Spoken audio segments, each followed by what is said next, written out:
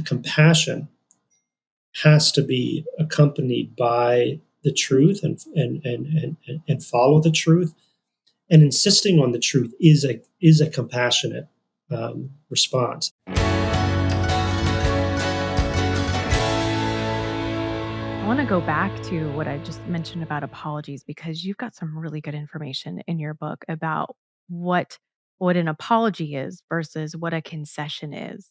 And I think this is so important for people who are listening and watching because we hear people come to us and say, "Well, I guess they apologize," but it's like it didn't mean anything or it didn't really help or it didn't and people can feel like that's their fault. When in reality, I think you touched on why it's a concession. It wasn't actually a genuine apology. So would you mind breaking that down for people?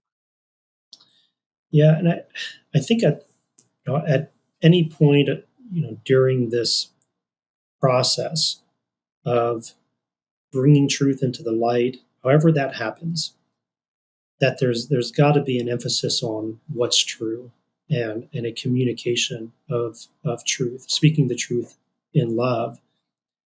And if somebody is trying to hold on to their image, hold on to the control of the narrative, and they're doing that in deceptive ways, offering all these different denials and excuses and justifications.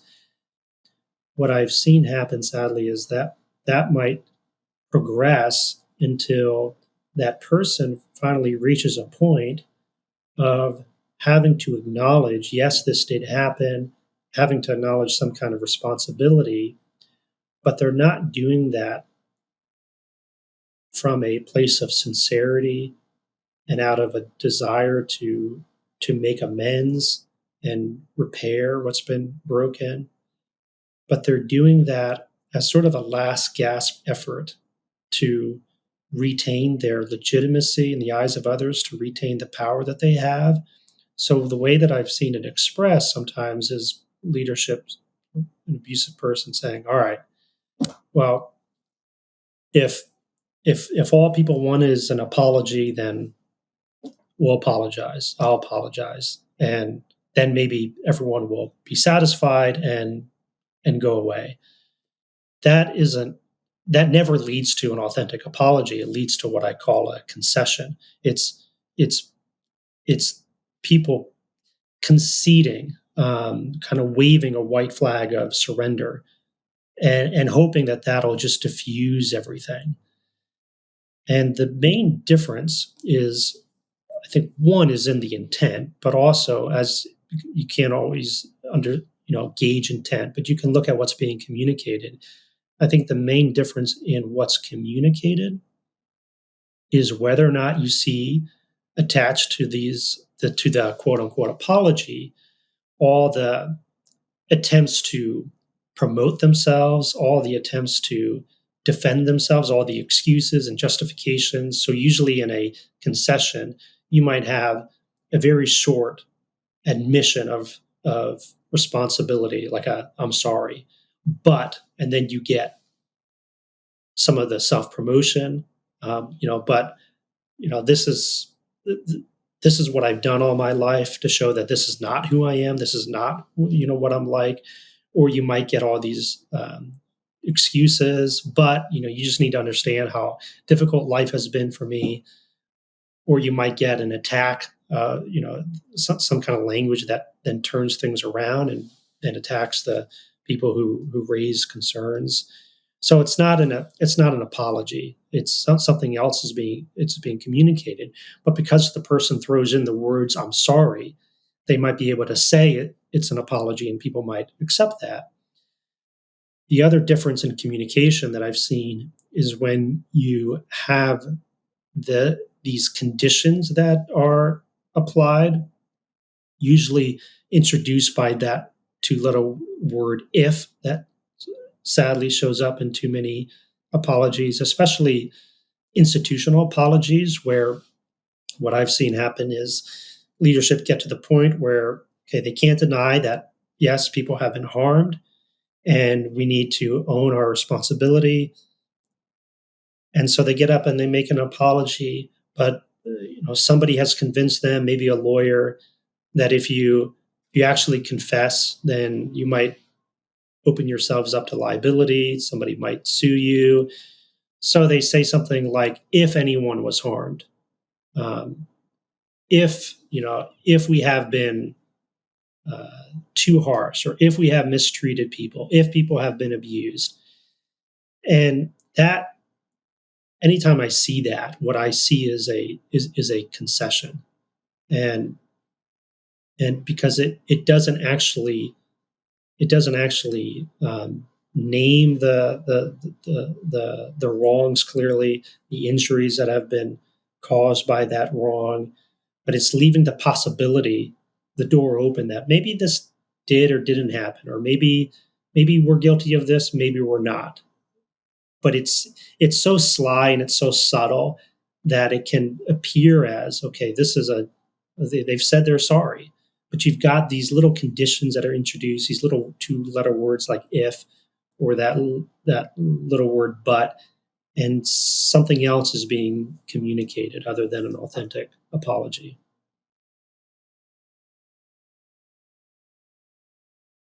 You said something about this is in your book. You said something along the lines of compassion. It was in relation to compassion and truth. I think compassion without truth is deception. And what you're speaking to right now could be just flat out deception because it's just flat out deception. But when we talk about compassion without truth being deception, I really love this line. I think it connects with some of what you're sharing right now and what we may or may not see from someone as we're trying to reconcile. Would you mind explaining what you meant by this? But I think one of the sad outcomes of deception, especially when you get to these stages where, let's say, somebody who's been exposed, a leader, maybe they're in a position of trust and authority, they present their narrative to people, and maybe they seem to be apologetic, but you can't actually find the truth anywhere. Nothing's really named, nothing's really identified. But it's at that point that sadly some people might be pressured into, maybe guilted into responding with compassion. And that's part of the deception, is that person who's controlling the narrative might get people to divert their attention away from those who have been victimized, those who who ought to be the object of our compassion, and instead they promote their own suffering through this. And sometimes that's offered in the context of a quote unquote apology, and then people respond or are pressured into then extending compassion to that person, but the truth hasn't been established. So that's what I mean.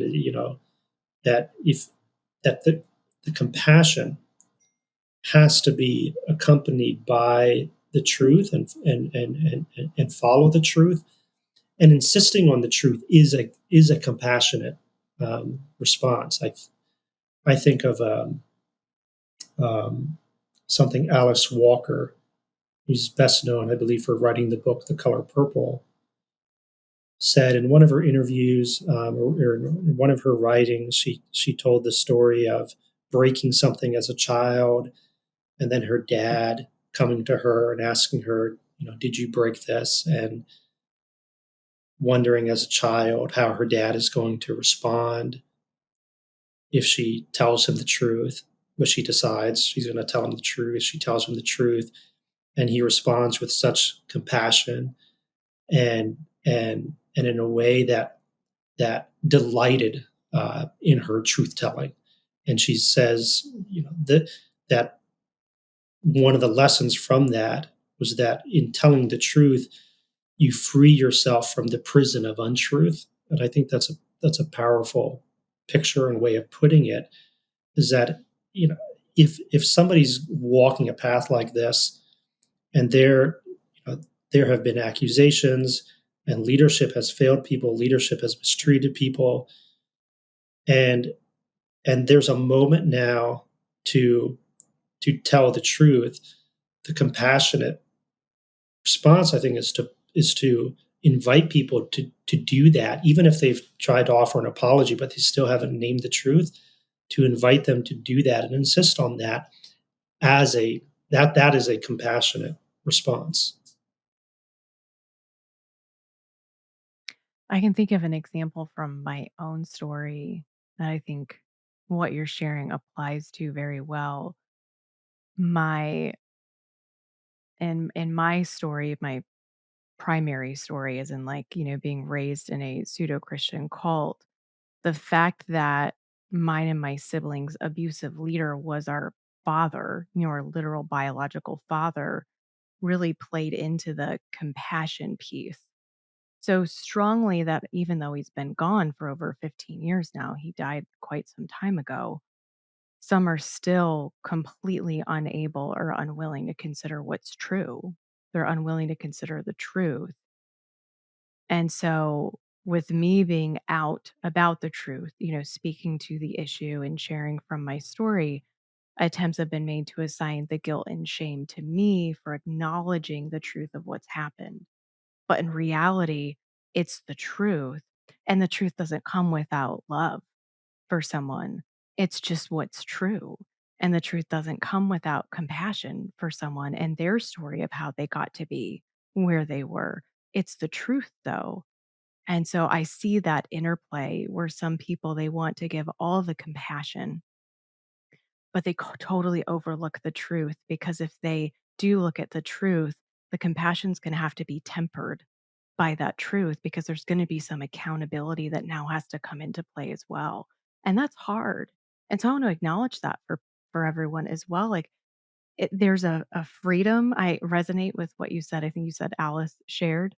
There is this freedom that comes from it because we're not trying to hold things together that don't actually go together anymore. Like we're not trying to maintain this reality that we know is untrue, even if it's subconscious. And yet we have this freedom that comes, but it also can mix with some really real grief and that's a journey that, I would say at the same time we get to go on because when we lean into it and we turn towards it, we do get to really heal and do get to really rebuild. And we're doing it on something that is, again, it's based in truth. That's something I'm so thankful for in my own story. I appreciate you sharing some of that. Yeah, it is very difficult to face the truth and to tell the truth and to speak it and to say it out loud, and I think that needs to be kept in mind, and then when you're if you're in a position of inviting people into that same kind of process, it needs to be just that, an invitation and giving people a sense of, okay, yeah, this is going to be hard, and you may need support, and it may be accompanied with grief and accountability, but on the other side of that is freedom and inviting people into that. Yeah. Yeah. It's so worth it.